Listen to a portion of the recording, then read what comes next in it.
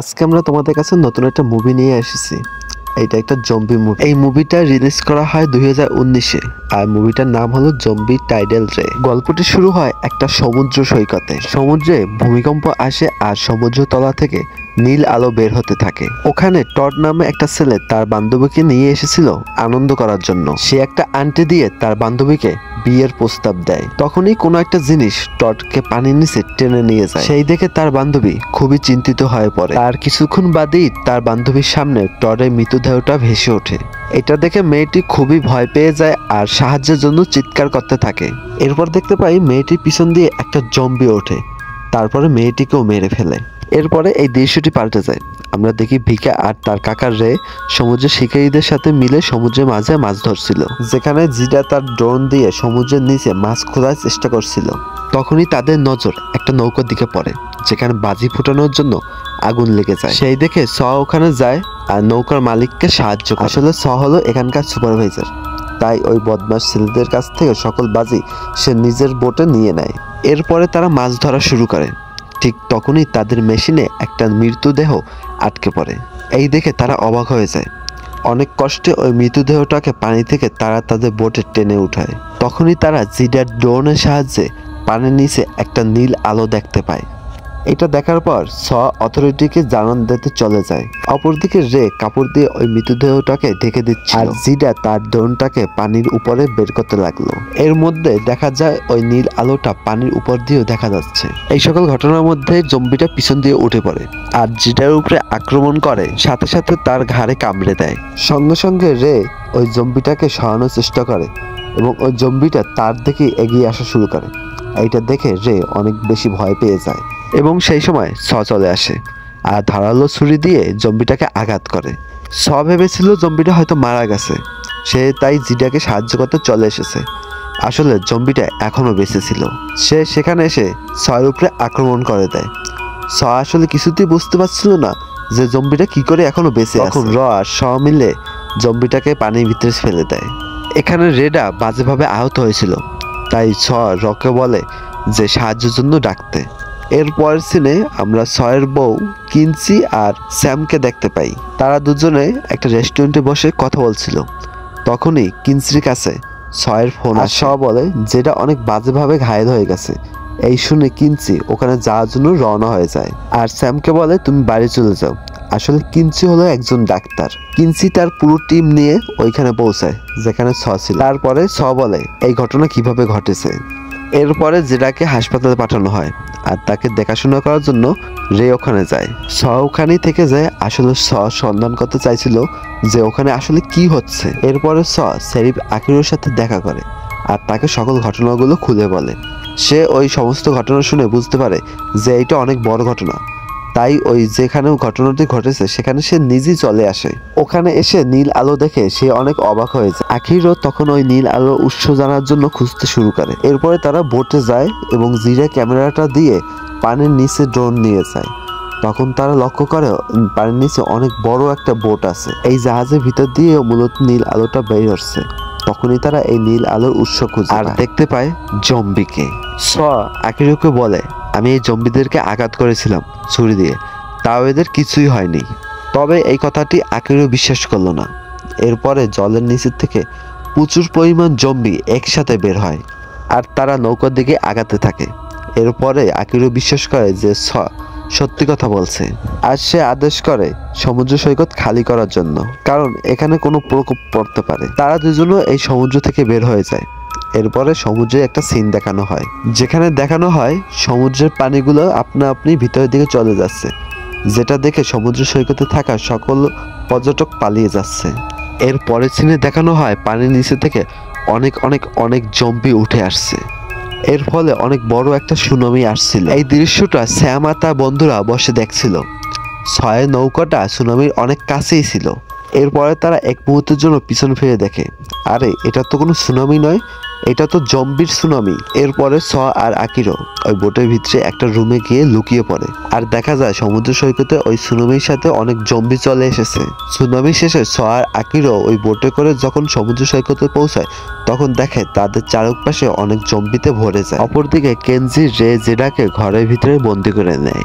কারণ যতক্ষণ না সমুদ্র সৈকতে প্রকোপের কোনো খবর আসছে ততক্ষণ জেডাকে কোথাও তারা যেতে দেবে না। ওদিকে জম্বিরা আক্রমণ করে দেয় লোকদের উপর, যার কারণে লোকালয়ে এই জম্বি ভাইরাসটা অনেক তাড়াতাড়ি ছড়িয়ে পড়ে। সেই দেখে সাধারণ মানুষেরা তাদের জীবন বাঁচানোর ভয়ে এদিক ওদিক ছুটাছুটি শুরু করে। তেয়া ইন তার বাবা আকিরোর সাথে কোনো ধরনের যোগাযোগ করতে পারছিল না। তা দেখে স্যাম আর তার বন্ধুরা কিছুটা চিন্তায় পড়ে যায়। এরপরে তাদের নজর জম্বিদের উপরে গিয়ে পড়ে। তারা দেখতেছে কিভাবে লোকেদেরকে মেরে ফেলছে জম্বিরা। সেই দিকে তারা ওখান থেকে পালিয়ে যায়। অপরদিকে স আর রে সাধারণ মানুষদেরকে বাঁচানোর জন্য এখনো জম্বিদের সাথে লড়ছে, কিন্তু তাদের কোনো হাতিয়ারের আঘাত বা বন্দুকের গুলিতেই এই জম্বিগুলো মরছিল না। এরপর রেটাকে দেখানো হয় ওই ইনফেকশনের ফলে সেও এখন জম্বিতে পরিণত হয়েছে।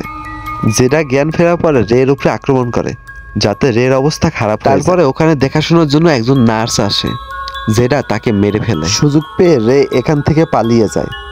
আর ওদিকে সমুদ্র সৈকতেও সবাই আস্তে আস্তে জম্বি হতে লাগে। এটা দেখে স আর আকিরো ভাবলো আরো লোকের প্রয়োজন এদেরকে মারার জন্য। তারপরে তারা রের গাড়িতে করে স্টেশনে গিয়ে পৌঁছালো।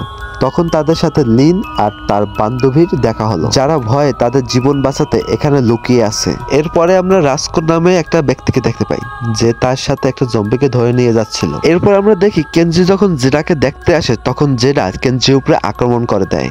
তখন সে পালানো শুরু করে। এর মধ্যে রে কেনজিকে ধরে একটা রুমের ভিতরে দরজা আটকে তারা দুজনে লক হয়ে যায়। তখন কেনজি ভাবে এটা একটা ইনফেকশন, তবে রে বলে এটা অনেক মারাত্মক একটা ইনফেকশন, এরা সুনামি ঢেউয়ের সাথেও বাইরে এসেছিল। অন্যদিকে স আকিরো বিলিন আর তার বান্ধবী পুলিশ স্টেশনের দিকে যায়, কিন্তু ওখানেও জম্বিরা পৌঁছে যায়। তখন তারা নিজেদের জীবন বাঁচাতে পালানো। এখানে বিলেন ফেসে যায়। সে নিজেকে বাঁচানোর জন্য তার বান্ধবীকেই জম্বিদের মাঝে ঠেলে দেয়। তার ফলে তার বান্ধবী ওইখানে ইনফেক্টেড হয়ে যায়। এরপর সে পুলিশ স্টেশনের মধ্যে ঢোকে তার বন্দুকটা তাক করে। পুলিশ ইন্সপেক্টর তাকে না করে, বাট সে তাকে শুট করে দেয়। এই সুযোগে স তাকে অজ্ঞান করে দেয় আর ওখানেই হাত পা বেঁধে রেখে। এরপরে স্যাম এবং তার 3 বন্ধু পালাতে পালাতে সুপারমার্কেট যেয়ে পৌঁছায়, কিন্তু সেখানেও জম্বিরা তাদের উপরে আক্রমণ করে। তবু তারা পালানোর চেষ্টা করছিল, এখানে জম্বি ছিল অনেক। তারা সকলে এখান থেকে পালাতে পারলেও টিয়ানার বয়ফ্রেন্ড জম্বিদের হাতে এসে যায় এবং সে সাথে সাথে ইনফেক্টেড হয় এবং তাকে সঙ্গে সঙ্গে জম্বিরা মেরে ফেলে। তারা 3 জন মিলে কিছুই করতে পারে না। যেহেতু অনেক জম্বি ছিল তাদেরকে তো ধরতে আসছিল, তাই তারা ওখান থেকে পালিয়ে যায়। তবে এর মধ্যে টিয়ানা তাদের থেকে আলাদা হয়ে যায়। অন্যদিকে আকিরো আরো লোকদের সাথে যোগাযোগ করার চেষ্টা করছিল, কিন্তু সে রেডিওর মাধ্যমে কারোর সাথে যোগাযোগ করতে পারছে না, যার কারণে তার মনটা অনেক খারাপ হয়ে গেছিল। এরপরে সে লকার থেকে ফার্মাসিউটিক্যালসের চিঠিটা বের করে নষ্ট করে দেয় এবং অ্যাডান 356 রিপোর্টটা বের করে নেয়।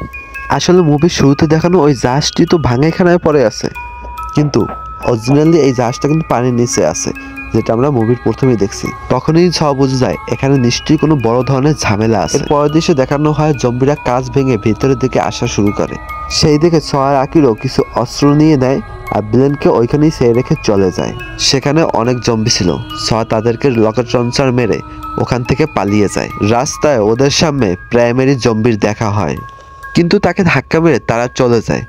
বাট ওই ধাক্কা প্রাইমারি জম্বির কিছুই হয়নি। ওইদিকে স্যাম আর ড্যাগের পিছনে কিছু জম্বি পড়ে যায়। তারা ইভানের গাড়ি দিকে যায়, যেখানে ইভান নায়ক হওয়ার জন্য জম্বিদের সাথে ফাইট করা শুরু করে। স্যাম তাকে অনেক রিকোয়েস্ট করে গাড়িতে আসার জন্য, বাট সে আসেনি। জম্বিরা তাকে অ্যাটাক করে মেরে ফেলে। অন্যদিকে ডিয়ানা দৌড়াতে দৌড়াতে রাজকুলের বাড়ির দিকে যায় আর তার কাছে সাহায্য চায়। প্রথমে রাজকুল তার শরীর পরীক্ষা করে। যখন সে শিওর হয় যে সে ইনফেক্টেড নয়, তখন তাকে বাড়ির ভিতরে আসতে। তারপর আমরা দেখি রাজকুল একটা জম্বিকে ধরে রেখে পরীক্ষা করছে। এরপরে ডিয়ানা রাজকুলের থেকে তার ফোনটা নেয় এবং তার বাবাকে ফোন দেয়। তার বাবাকে বলে যে সুস্থ আছে, সে অনেক সেফলি একটা জায়গায় আছে। এরপরে আকিরো একটু স্বস্তি পায়। এদিকে বেলেন নিজেকে মুক্তি করে ফেলছিল। সে এখন যখন বাইরের দিকে যাওয়া শুরু করছে, তখন তার জম্বি বান্ধবী দরজার সামনে দাঁড়িয়েছিল। সে তাকে দেখে অনেক ভয় পেয়ে যায়। এরপর তার জম্বি বান্ধবী তাকে আক্রমণ করে মেরে ফেলে। এদিকে স্যামকে জম্বিরা ঘিরে ফেলছিল। ড্যাব স্যামকে বলে তুমি এখান থেকে পালিয়ে যাও, কারণ ড্যাগের পাটা জখম হয়েছিল।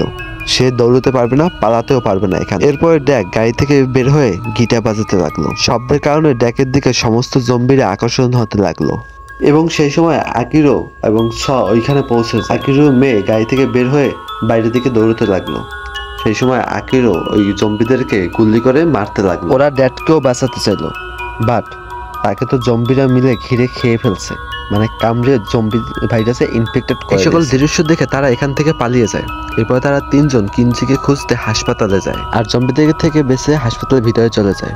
স্যাম এই হাসপাতালটাকে ভালো করে চিনত আর তাই সে নার্সদের রুমে চলে যায় এবং কিঞ্জির সাথে যোগাযোগ করার চেষ্টা করে। এবং এই সময় চারদিক থেকে জম্বিরা আসতে লাগলো। সেখানে ছ আর আকিরো মিলে জম্বিদেরকে আটকানোর চেষ্টা করতে লাগলো। সে সময় টেলিফোন লাইনের পা পেঁচিয়ে স্যামের পাটা একটা জম্বি বাহিরের দিকে টানতে লাগলো। এই সকল দেখে ছ কিন্তু অনেক ঘাবড়ে গেল। তার মাথায় একটা আইডিয়া এলো, হাই ভোল্টেজ কারেন্ট শট দেবে সকল জম্বিদের গায়ে। তার আইডিয়াটা কিন্তু কাজেও লেগে গেল। সকল জম্বিরা এই হাই ভোল্টেজ কারেন্টের শট খেয়ে মাটিতে লুটিয়ে পড়লো। স্যামও এখানে নিজেকে বাঁচিয়ে নেয়।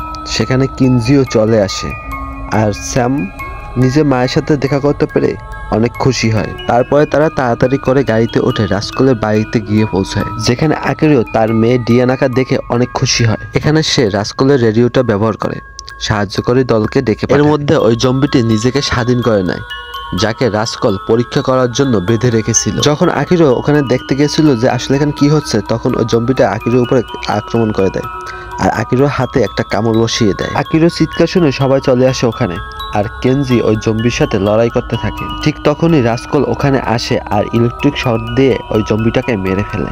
তখন রাস্কুল সকলের উদ্দেশ্যে বলে জম্বিদের শরীরে ফ্ল্যাশকুল থাকার কারণে তাদেরকে ইলেকট্রিক শকের মাধ্যমে অতি তাড়াতাড়ি মারা যায়। তখন স একটা প্ল্যান করে এই সকল জম্বিদের টাইডিং পুলে নিয়ে গিয়ে একসাথে ফেলবে সমুদ্র সৈকতে এবং সেখানে যে ইলেকট্রোম্যাগনেটিক সংযোগটি আছে সেটার মাধ্যমে এই সকল জম্বিদেরকে মেরে ফেলবে। সকলের ছয়ের আইডিয়াটা ভালো লাগে, বাট সকলে চিন্তা করে এই জম্বিদের যে উৎস ওই জাহাজটা ওইটাকে কিভাবে ধ্বংস করা যায়। এরপর রাস্কুল ওর কাছে রাখা গ্রেনেড আর C4 এক্সপ্লোসিভস গুলো ওদেরকে দেখায়, যার ফলে খুব সহজেই ওই জাহাজটাকে নষ্ট করা যাবে। এরপর রাস্কুল তাদের সাহায্য করতে রাজি হয়ে যায়। বাইরের স তার তরলের টেজার সংযোগ করে বৈদ্যুতিক শকের মাধ্যমে বাইরে থাকা সকল জম্বিদেরকে মারতে চলে যায়। দুর্ভাগ্যবশত ওই ডাজার কাজ করতে বন্ধ করে দেয়। এর মধ্যে কেঞ্জিও তার কাছে চলে আসে তাকে সাহায্য এবং উড চাপার মেশিনটি চালু করে দেয়। এক এক করে সমস্ত জম্বিদেরকে তারা দুজনে মিলে ওই উড চাপা মেশিনের মধ্যে ফেলে তারা মেরে ফেলে আর সবাই তাদের প্রয়োজনীয় জিনিস নিয়ে ওখান থেকে পালিয়ে যায়। রাস্তায় আকিরোর শরীরটা অনেক খারাপ হতে থাকে, ইনফেকশন ওর পুরো শরীরে ছড়াতে থাকে। এবার আকিরো এক জায়গায় বসে ছকে বলে এই শহর বাঁচানোর দায়িত্ব তোমার, আমি যা করেছি এর থেকে ভালো কাজ করে দেখাতে হবে তোমার। আসলে বুঝতে পারে না এখানে আকিরো তাকে কি বলতে চায়। তখন আকিরো বলে 30 বছর আগে লিগোক ফার্মাসিউটিক্যাল কোম্পানি এখানে এসেছিল আর এএফটি থেকে লুকিয়ে তারা মানুষের উপরে একটা ড্রাগ পরীক্ষা করছিল, যার কারণে আকিরোকে তারা অনেক টাকা দিয়েছিল।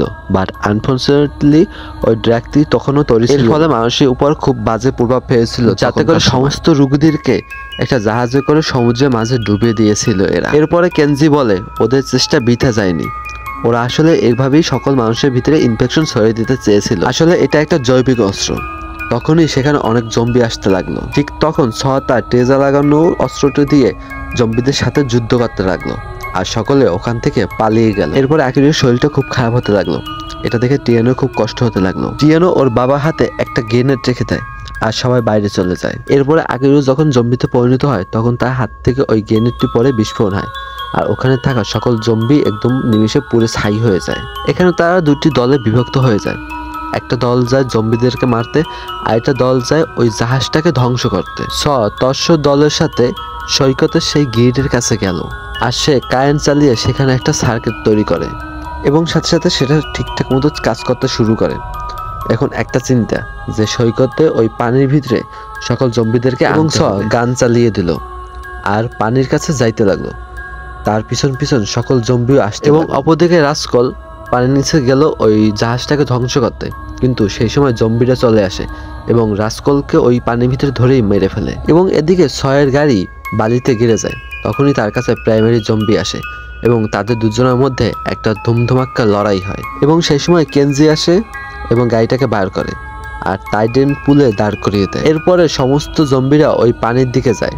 এতক্ষণে ওই প্রাইমারি জম্বিকে হারিয়ে স্যামকে ওই সুইচটা চালু করে দিতে বলে। ঠিক ওই সময় সুইচে কোনো একটা টেকনিক্যাল ইস্যু দেখা যায়, যার কারণে সুইচটা অন হচ্ছিল না। অপরদিকে জম্বিদের মাঝে রে এবং ইয়ানাও কিন্তু ফেসে যায়।